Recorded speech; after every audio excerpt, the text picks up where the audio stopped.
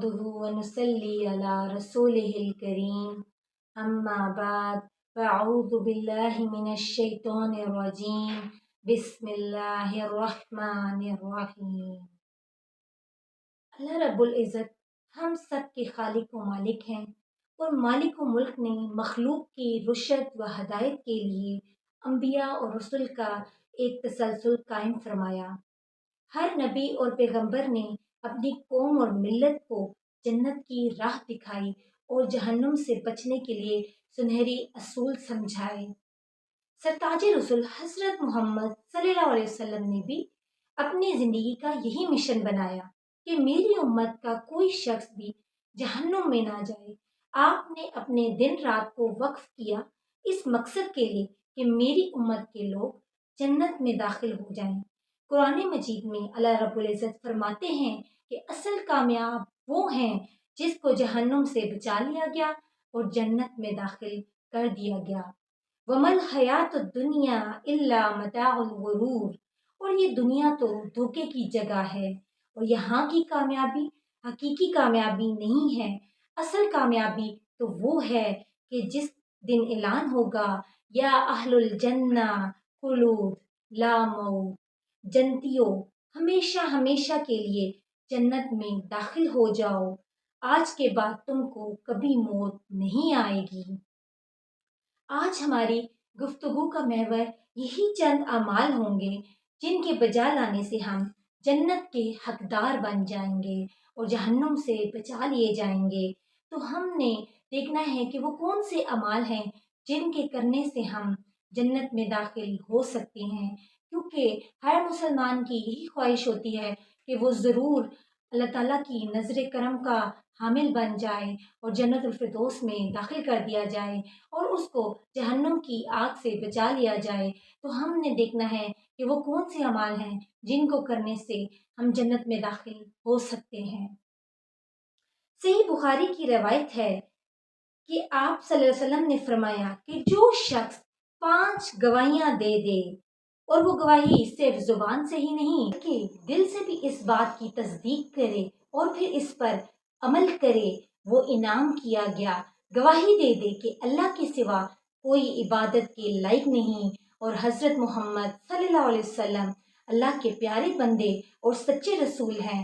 अल्लाह ने हज़रत मोहम्मद सल्लल्लाहु अलैहि वसल्लम को पूरी कायनात के लिए सरताज बनाया और ईसा अलैहिस्सलाम भी अल्लाह के बंदे और उसके रसूल हैं। अल्लाह ने कलमे का अलका किया और हज़रत मरियम अलैहिस्सलाम की तरफ तो हज़रत ईसा अलैहिस्सलाम पैदा हुए।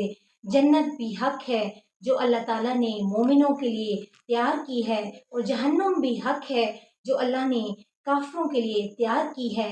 जो ये 5 गवाहियां दे देता है और फिर तस्दीक कर देता है और इसकी ज़िंदगी में बेशुमार ऑप्शंस होते हैं, इन तस्दीकों के मुताबिक वो चलता है, तो क़यामत के दिन अल्लाह ताला फरमाएगा कि जन्नत के 8 दरवाजे खुले हैं और जिस दरवाजे से जाना चाहते हो तो चले जाओ। तो सबसे पहला अमल क्या है कि हमारे अकीदा तौहीद पर कभी आँच ना आए। अगर हमें जला दिया जाए, टुकड़े भी कर दिए जाएं, तो भी अल्लाह के साथ कभी किसी को शरीक नहीं ठहराना। अगर हम ये चाहते हैं कि हम जन्नत के हकदार बन जाएं, तो हमने अपने कलमा तौहीद पर कायम रहना है और अल्लाह ताला के साथ किसी को शरीक नहीं ठहराना। दूसरा अमल जिसके ज़रिए इंसान जन्नत की तरफ जा सकता है, मुसलमान पूरी दुनिया और कायनात से आला और अरफा व अस्मा ज़ात हज़रत मोहम्मद सल्लल्लाहु अलैहि वसल्लम की अतात नहीं करता और उनको नहीं मानता, तो वो जन्नत में दाखिल नहीं हो सकता। वमन युतिइल्लाह व रसूलहु युदखिलहुल जन्ना तजरी मिन तहतिहल अनहार खालिदीन फीहा व ज़ालिकल फौजुल अज़ीम। और जो अल्लाह और उसके रसूल सल्लल्लाहु अलैहि वसल्लम की अतात करे तो उसको जन्नत में दाखिल किया जाएगा जिसके नीचे नहरें बह रही होंगी और वो हमेशा उनमें रहेंगे, और ये सबसे बड़ी कामयाबी है। वमन युतिइर रसूल फ़क़द अता अल्लाह, जिसने रसूल सल्लल्लाहु अलैहि वसल्लम की अतात की तो गोया उसने اللہ کی اطاعت کی، جس نے اپنے اندر یہ صرف پیدا کر لی کہ میں اپنی زندگی اس طرح گزاروں گا جس طرح اللہ تعالیٰ نے کہا اور اس کے پیارے محبوب حضرت محمد صلی اللہ علیہ وسلم نے کہا، تو اللہ تعالیٰ نے وعدہ کیا ہے کہ میں ایسے شخص کو ہمیشہ ہمیشہ کی جنتوں میں داخل کر دوں گا۔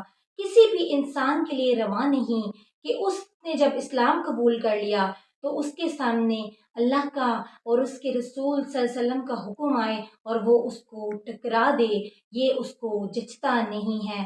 کسی مومن مرد اور کسی مومن عورت کے لیے حلال نہیں کہ جب اللہ تعالیٰ کا فیصلہ قرآن کی صورت میں اور اس کے رسول صلی اللہ علیہ وسلم کا فیصلہ حدیث کی صورت میں آ جائے اور پھر وہ اپنی رائے کو مقدم کرے۔ جس نے ایسا کیا تو اس نے اللہ تعالیٰ کی نافرمانی کی اور اس کے رسول صلی اللہ علیہ وسلم کی بھی، اور جس نے اللہ اور اس کے رسول صلی اللہ علیہ وسلم کی نافرمانی کی تو اس سے بڑھ کر کوئی شخص کبھی گمراہ نہیں ہو سکتا۔ اللہ تعالیٰ فرماتے ہیں کہ اے میرے محبوب صلی اللہ علیہ وسلم، میں نے آپ کو اس پوری کائنات سے اعلیٰ بنایا ہے۔ آپ جیسی کوئی ذات نہیں ہے اور نہ ہی قیامت تک پیدا ہوگی، بے مثال بے نظیر۔ جس طرح اللہ تعالیٰ نے ان کو ذات کے لحاظ سے بے مثال بنایا ہے، اسی طرح وہ اپنی صفات میں بھی بے مثال ہیں۔ اللہ تعالیٰ نے قرآن پاک میں 3 بار اپنی ذات کی قسم اٹھائی کہ اے میرے پیغمبر، مجھے میری کبریائی کی قسم، میری عزت و جلال کی قسم، اگر آپ کی کوئی بات جس کو حتمی اور آخری نہیں مانا جاتا تو وہ میرے نزدیک مومن نہیں ہو سکتا۔ ہم اپنے نام کے ساتھ جو مرضی بھی پٹی لگا لیں اور بڑی بڑی ڈگریوں کے حوالے بھی دے دیں، لیکن جب تک ہم نے آپ صلی اللہ علیہ وسلم کی بات کو آخری نہیں مانا، حتمی نہیں مانا، تو اس وقت تک ہم مومن نہیں ہو سکتے۔ سب سے پہلے توحید کا راستہ جس کے ذریعے ہم جنت کے حقدار بن سکتے ہیں، پھر دوسرا راستہ کہ ہم اپنی زندگی میں حضرت محمد صلی اللہ علیہ وسلم کے بتائے ہوئے ہر طریقے پہ عمل کریں اور ان کی ہر بات کو آخری اور حتمی سمجھیں تو ہم جنت کے حقدار بن سکتے ہیں۔ اور تیسرا وہ راستہ جس سے انسان جنت کا حقدار بن سکتا ہے وہ یہ ہے کہ اپنی زندگی کے معاملات میں انسان تقوی کو اختیار کرے۔ تقوی کی عمارت 4 پلرز پر کھڑی ہے۔ ایک زندگی میں اللہ کا خوف، دوسرا زندگی کا ایک ایک رویہ اور زاویہ ایسا ہو کہ اس پہ قرآن و حدیث کی چھاپ ہو، اور تیسرا جو بھی اللہ تعالیٰ نے تم کو دیا ہے تم اس پر خوش ہو کر الحمدللہ کہو کہ میں تو اس قابل نہ تھا جس قابل اللہ نے مجھے بنا دیا اور اللہ تعالیٰ نے مجھ پر یہ عنایت کی ہے۔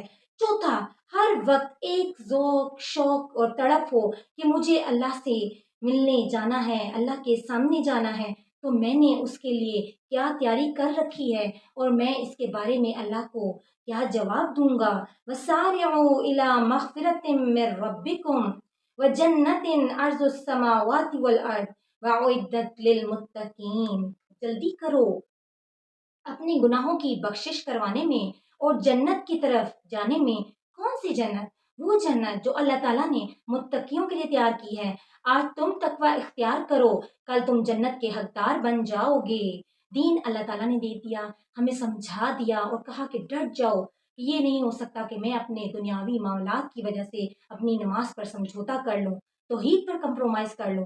ہر کمپرومائز ہو سکتا ہے لیکن توحید پر، نماز پر، سچ پر کمپرومائز نہیں ہو سکتا۔ عبد الرحمن بن عوف رضی اللہ تعالیٰ عنہ سے کسی نے کہا کہ تم مٹی کا سودا کرتے ہو تو وہ سونے کے بھاؤ بکتا ہے، دنیا میں عالمی منڈی میں صف اول کے تاجر بن گئے ہو، کیا راز ہے اس کا؟ آج اگر کسی سے پوچھو تو لوگ کیا کہتے ہیں، ابھی نہیں آپ کو بتاتا، اکیلے میں بتاؤں گا۔ یا دوسرا کبھی کبھی ہم کیا کہتے ہیں، اب دیکھیں یہ تو اتنی امپورٹنٹ باتیں ہوتی ہیں، یہ تو آپ کسی کے ساتھ شیئر نہیں کر سکتے نا، کہ یہ تو کچھ ہر انسان کے سیکرٹس بھی ہوتے ہیں۔ لیکن عبد الرحمن بن عوف نے کیا کہا کہ کسی اور کو بھی بلا لو، کہ میں اپنا سیکرٹ بتانے لگا ہوں تو تم کسی اور کو بھی بتا دو تاکہ وہ بھی ساتھ شامل ہو جائے اور وہ بھی سن لے کہ کیا راز ہے اس کا۔ انہوں نے کہا کہ میری زندگی کے 3 راز ہیں۔ میں نے آج تک تجارت کی وجہ سے اپنی باجماعت نماز کو نہیں چھوڑا، اور جب سے میں نے ہوش سنبھالا ہے تو میں نے جھوٹ نہیں بولا۔ تیسرا، میں تجارت نبی کریم صلی اللہ علیہ وسلم کی سنت سمجھ کر کرتا ہوں، مجھے مال کا نشہ نہیں ہے۔ دن سے زیادہ کوئی جانور بھی اپنے پاس نہیں رکھتا۔ ایک بار میں نے 1000 اونٹ خرید لیے، لیکن 3 دن تک میرے پاس کوئی گاہک نہیں آیا۔ تیسری شام ایک گاہک آیا تو میں نے اونٹ بیچ دیے جتنے میں نے خریدے تھے۔ بات کرتے کرتے میں نے اس کو کہا کہ رسیاں میں خود کھولوں گا۔ 1000 اونٹ کی 1000 رسیاں اور یہاں ایک ایک درہم کی رسی بیچ کر میں نے 1000 درہم کا پروفٹ حاصل کیا۔ اللہ تعالیٰ نے عقل دی ہے تو اس عقل کو استعمال کرنا چاہیے۔ تو جنت میں جانے کا تیسرا اور اہم راستہ یہ ہے کہ انسان اپنی زندگی میں تقوی اختیار کرے، سچ بولے، اللہ تعالیٰ کے بتائے ہوئے راستے پہ کمپرومائز نہ کرے، جھوٹ سے اجتناب کرے، سچ بولنے کی کوشش کرے۔ یہ وہ اعمال ہیں جن سے ہمارا جنت میں جانا انشاءاللہ یقینی ہوگا۔ آگے بھی ہم اس کو جاری رکھیں گے انشاءاللہ۔ سبحانک اللہم و بحمدک اشہد ان لا الہ الا انت استغفرک و اتوب الیک۔ السلام علیکم ورحمۃ اللہ وبرکاتہ۔